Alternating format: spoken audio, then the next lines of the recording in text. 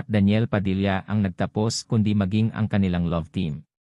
May mga naglabas ang issue na maging ang kanilang pagiging on-screen partner o pagiging magka-love team ay maaari na rin umanong mabuwag.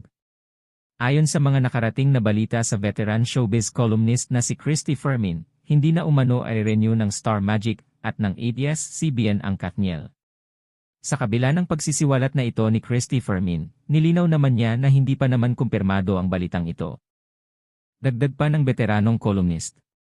Ang balita, ang kampo ni Catherine Bernardo ay nakikipag-usap na kay Rambo Nunez, kina Maha Salvador, at si Daniel, kukuha na rin ng ibang management, parang ganun. Matatandaan na karaang taon 2023, hinamon rin ni Manay Christy Fermin ang ina ni Daniel Padilla na si Carla Estrada na magharap-harap sila ng kanyang source. Ito'y kasunod na pabulaanan ni Carla ang isiniwalat niyang balita na totoong naghiwalay na sina Catherine Bernardo